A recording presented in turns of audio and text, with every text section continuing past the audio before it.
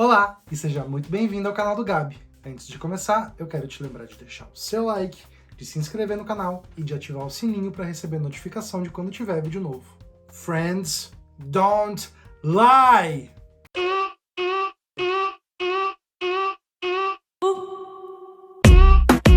Então, né, minha gente, depois de 3 anos de silêncio, de 2019 a 2022, a gente finalmente tem a 4ª temporada de Stranger Things. Agora a Netflix tá nessa coisa meio chata de ficar dividindo temporada em duas. Fez isso com a última de Ozark, fez isso com a última de Lucifer. Eu acho isso meio um porre, assim. Porque aí solta agora, depois solta uma daqui 6 meses. Já fala que essa é a 4ª, a próxima é a 5ª, minha gente. Sabe assim? Eu não gosto muito disso, não. Mas tudo bem. Vamos estar aqui, a gente vai assistir os 7 primeiros episódios de Stranger Things. Como em todas as outras temporadas de Stranger Things, a série veio muito carregada de referências dos anos 80. A série já tinha uma pegada de terror, uma pegada de suspense, mas parece que com o amadurecimento dos atores e dos personagens, eles decidiram nessa temporada pegar muito mais pesado. Juro, teve algumas cenas que eu tenho problema com algumas... Eu tenho problema com fratura exposta, entendeu? Com gente se quebrando, se é que vocês me entendem, quem já assistiu. E aí, assim, teve algumas cenas que eu dei uma... assim, que não deu pra ficar olhando, não vou mentir. Então, com essa vibe pesadona e com um monte de referência nova, a gente vai falar aqui sobre 12 referências que apareceram aí durante esses 7 episódios da primeira parte da 4ª temporada de Stranger Things. E a primeira referência que eu vou comentar já aparece no primeiro episódio. Apesar da gente só ver o diorama da Eleven, né, da Jane, que é um diorama sobre o Hopper, a gente vê também de relance o Will carregando um cartaz do Alan Turing. O Alan Turing, que então era o herói que o Will ia apresentar na escola. Curioso a escolha do Alan Turing, porque o Alan Turing, para quem não conhece, foi um cientista britânico muito importante, até para o desenvolvimento da internet. Ele foi muito importante na Segunda Guerra Mundial, mas depois descobriram que ele era homossexual e ele foi castrado quimicamente, apesar de toda a sua importância histórica. Curioso escolherem esse personagem histórico para ser o herói do Will, até porque tem todos esses boatos e todas essas teorias de que o Will seria, de fato, homossexual também. Outra referência legal para quem viveu numa era pré-internet aí, quando a gente não tinha Wikipedia, a gente não tinha o Google para pesquisar as coisas, para fazer os trabalhos de escola, a gente precisava consultar a Enciclopédia Britânica. Aqui no Brasil a gente conhecia ela por Barça. Então a gente pegava vários livros, tinha um livro que era só do índice, aí você encontrava qual tomo que tava e pegava, eram uns 30 livros, era muita coisa, onde tava ali. Era a Wikipédia impressa. E esses livros eram vendidos através de ligações, então as pessoas vendiam numa vibe meio vendedora de natura, assim, sabe? Que ia com o livrinho lá, mostrava a Barça, explicava o que era, trazendo umas caixonas, assim, ou tinham pessoas que faziam o bom e velho telemarketing e ligavam. Esse é o trabalho atual da Joyce, a mãe do Will. Então a gente vê ela lá no telefone vendendo Britannica e falando que ela vai pro Alasca encontrar o senhor e senhora Britannica. Toda uma história em torno da Barça, que é uma referência bem forte dos anos 80 e anos 90. Agora no ensino médio, ainda em Hawkins, a gente tem o Dustin, o Mike e o Lucas e a Erika fazendo parte de um grupo de RPG chamado Hellfire Club. Esse nome referencia 2 coisas que aconteceram, uma na história e uma na ficção. Os Hellfire Clubs eram clubes reais na Grã-Bretanha do século XVIII. Esses clubes eram clubes secretos formados por pessoas, por homens da alta sociedade, onde eles podiam fazer coisas dentro desses clubes que não eram socialmente aceitáveis e socialmente permitidas. Parece uma parada muito louca, né? Parece que eles iam fazer um The Purge, iam sair matando geral e não iam ser presos. No fim das contas, esses clubes eram basicamente clubes de bebida e prostituição, né? Então, a promessa era muito maior do que a execução, mas esses Hellfire Clubs, de fato, existiam. Mas a referência de Hellfire Club que faz mais sentido para Stranger Things, na verdade, é o Hellfire Club dos X-Men. Eles foram introduzidos na saga da Fênix Negra, nos quadrinhos do Uncanny X-Men, os fabulosos X-Men, como eram vendidos aqui no Brasil, e eram liderados pelo Sebastian Shaw, o Rei Negro, e pela Emma Frost, a Rainha Branca. Esse clube foi fundado há muitos e muitos anos atrás, e apesar de ter toda uma fachada de ser só um clube de diversão e de ser um clube de fetichismo e tal, na verdade ele foi criado para reunir os maiores poderes do mundo e controlar o mundo, e entregar o controle de todo o planeta para 1% de 1% da população mundial, ou seja, para um grupo muito, muito restrito. Parece a vida de hoje em dia, né? Que 1% da população controla 90% do dinheiro mundial, mas a gente não vai entrar nessa discussão aqui nesse vídeo. Enfim, um monte de rolo acontece dentro desse Hellfire Club, e uma das intenções deles é controlar, trazer a Jean Grey pra dentro do clube deles. Nessa época a Jean Grey tá zoada da cabeça com a parada da Fênix Negra, né? A gente já assistiu 2 filmes dos X-Men sobre isso, então a gente sabe que o negócio não fica bom. Mas a Fênix Negra, na verdade, é muito mais forte que o Hellfire Club inteiro, então ela acaba, junto com os X-Men, acabando e extinguindo com esse clube. Então quando a gente pensa no Hellfire Club, que é um clube que vai ali tentar trazer a Jean Grey, que é uma pessoa que tem poderes parapsíquicos, para dentro do clube deles, entendeu? Telecinese e coisas desse sentido, e a gente pensa que a gente tem a Eleven que tá ali, então talvez o Hellfire Club tenha alguma coisa a ver com a Eleven, e a gente deve descobrir mais pra frente. E por falar em referência de X-Men, no episódio 3, o Dustin diz que ele usou o cérebro dele para entrar nos sistemas da polícia. O cérebro é o dispositivo do Professor Xavier, é um dispositivo que ele usa para aprimorar os seus poderes psíquicos e também para encontrar mutantes à distância. Então o Dustin fala do cérebro, que é justamente uma referência de X-Men. E por falar em Hellfire Club, a gente teve nessa temporada a inclusão de um personagem novo que já deu uma conquistada no coração de todos os fãs da série, que é o Eddie Munson. Ele é o líder do grupo, ele é todo loucão, cabeludo, tem uma banda de rock. Então o nome do Eddie é uma referência direta a um grande nome do hard rock dos anos 80, que é o Ed Van Halen. E outra referência a uma grande estrela, um grande ícone do rock e do metal mundial acontece no episódio 7. Depois de derrotar os morcegos no mundo invertido, o Steve e o Ed têm uma conversa sobre o Dustin, do quanto ele é sensacional, do quanto ele é importante, do quanto ele é foda. E o Ed fala, realmente, ele é foda, e ele venceu esses morcegos de uma forma que só ele e o Ozzy Osbourne seriam capazes de fazer. Isso é uma referência direta ao Ozzy Osbourne, famosíssimo por ser integrante do Black Sabbath, e tem toda uma lenda de que um fã jogou um morcego no palco, e ele achou que era um morcego de borracha, ele mordeu e puxou, e na verdade era um morcego de verdade. Então fez essa brincadeira aí com essa lenda de que o Ozzy teria comido a cabeça de um morcego, com o que o Dustin fez na luta contra os morcegos do mundo invertido. Na real, a cena do Ozzy mordendo a cabeça do morcego existe de fato, né?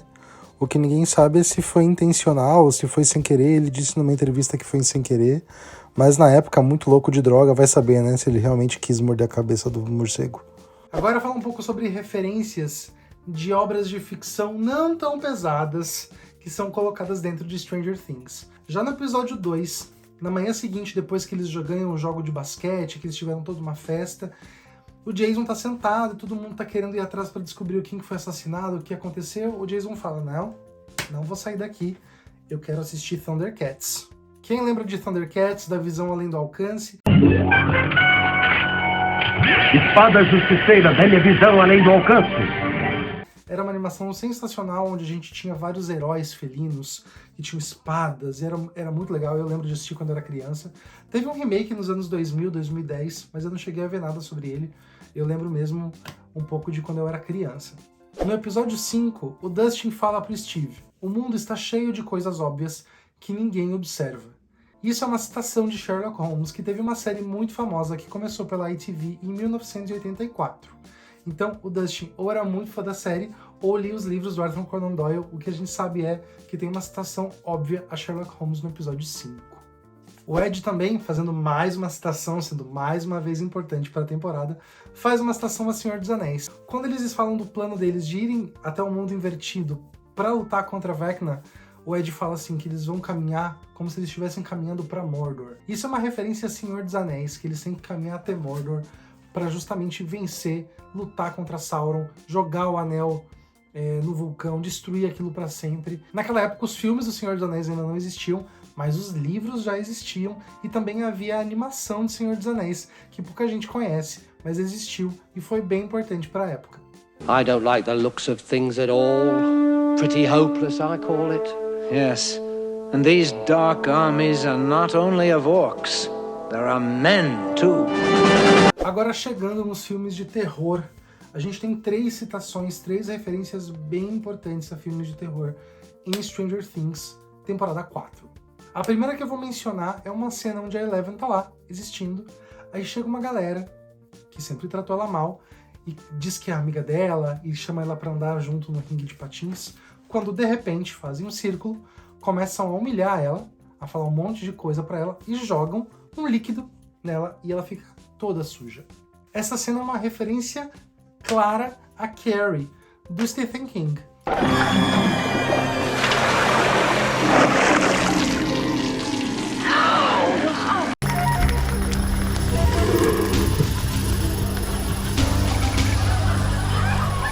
Esse é o primeiro livro publicado do Stephen e tem um filme super famoso, tem um remake também com a Chloe Grace Moretz. É um grande clássico do cinema, é um grande clássico do terror e é uma referência direta. Principalmente porque a Carrie também era uma personagem telecinética, ou seja, a Carrie e a Eleven têm aí as suas conexões. Tudo bem que diferente da Carrie, que destruiu todo mundo, matou todo mundo com seus poderes, a Eleven estava sem poder, mas também fez um estrago depois que foi humilhada ali, que deu uma doída, mas bem feito pra Angela. Bem feito. Bem feito. No primeiro episódio da temporada, a gente vê um cartaz de The Evil Dead no quarto do Jonathan, que é a Noite dos Mortos-Vivos. É bem importante essa referência, porque ela vai se conectar com uma das referências mais predominantes nessa temporada. No primeiro filme de Nightmare on Elm Street, o filme do Freddy Krueger, a gente tem uma cena onde tem uma TV que tá passando The Evil Dead.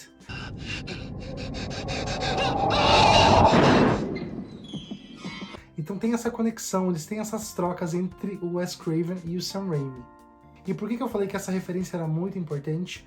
Porque é o primeiro cheirinho que a gente tem de tudo que vai girar em torno de O Pesadelo em Elm Street. Freddy Krueger é a grande referência dessa temporada, a grande referência. O Freddy Krueger era um cara, um monstro, que perturbava e matava as pessoas nos seus sonhos.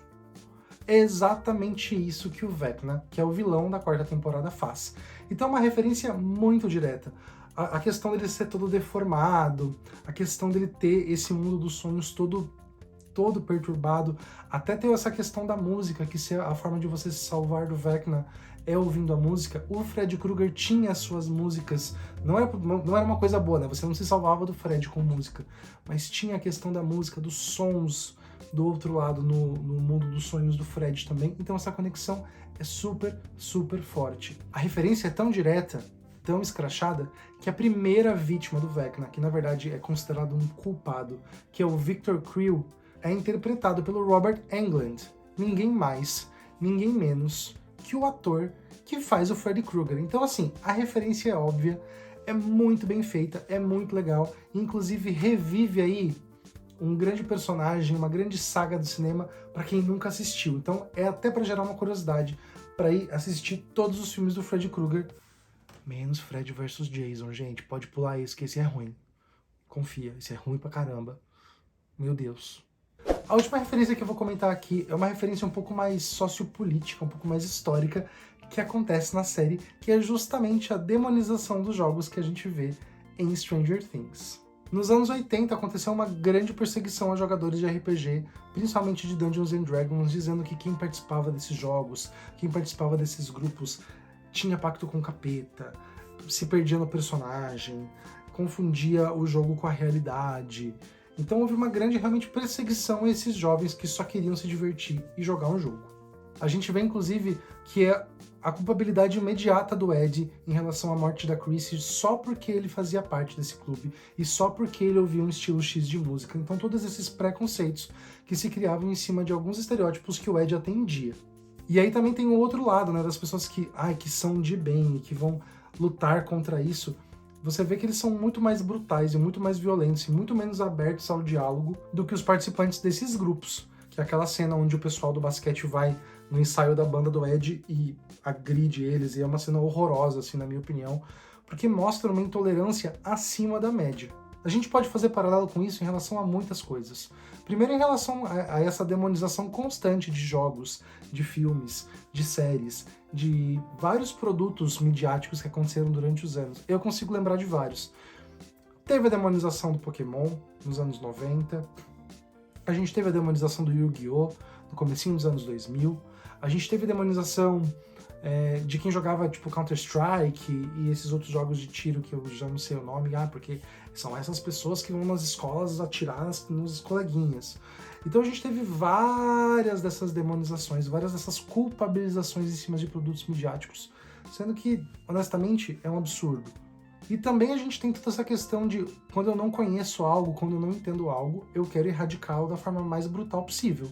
Então aí a gente tem várias questões de formas brutais de lidar com coisas que não são conservadoras, coisas que não são tradicionais. Então acho que Stranger Things traz isso de uma forma muito bacana, né? E principalmente num personagem tão querido que é o Ed, sendo culpado por coisas que, obviamente, aquele pudinzinho não seria capaz de fazer. E além de todas essas referências, uma coisa que Stranger Things nunca deixa a desejar é na trilha sonora, né? A gente teve Dead or Alive, a gente teve Extreme, e a gente teve a ascensão de Kate Bush como uma das músicas mais importantes da temporada.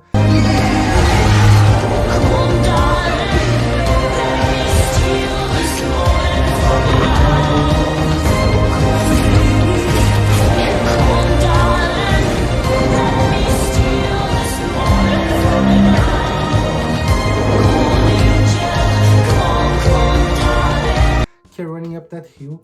Eu particularmente conheci Kate Bush, nem foi por causa de Kate Bush, eu conheci Kate Bush por causa de bandas de metal que faziam cover das músicas dela. Então eu conheci Wuthering Heights do Angra e Running Up That Hill do Within Temptation. E aí depois eu fui descobrir Kate Bush, lá eu acho que eu devia ter uns 16, 17 anos quando eu fui descobrir Kate Bush de fato. E eu adoro ela, eu fico muito feliz que essa música esteja indo super bem. Até vi uma informação hoje de que ela tá até subindo no Spotify por causa disso. Então que a Kate Bush consiga curtir esse momento aí, esse momento de foco que ela tá tendo por causa da série, e que mais pessoas também se interessem por conhecer o trabalho dessa cantora incrível. Bastante coisa aconteceu nessa quarta temporada e a gente tem só metade dela ainda. Vai ter mais 7 episódios aí perto do final do ano, eu acredito. Então assim, já tô ansioso para saber quais são as outras referências que eles vão trazer, o que mais que vai acontecer, como é que vai ser o desfecho. Eu quero a Eleven full poderosa de novo, com todos os poderes. Não quero mirradinho de poder, não. Eu quero poderzão, quero destruição, quero loucura nesse negócio. É isso que eu quero. Então, já quero a segunda parte. Se tem alguma referência que eu não peguei, que eu não percebi, porque deve ter coisa pra caramba que eu deixei passar, e você percebeu, conta aqui pra mim nos comentários. Então é isso, minha gente. Finalizamos mais um vídeo, agora um vídeo de Stranger Things. Se você gostou, lembra de deixar o seu like. E para ver mais vídeos como esse, se inscreve no canal e ativa o sininho para receber notificação de quando tiver vídeo novo. Até a próxima. And if I only could, I'd make a deal with God. Together we just swap our places. Be running up that road.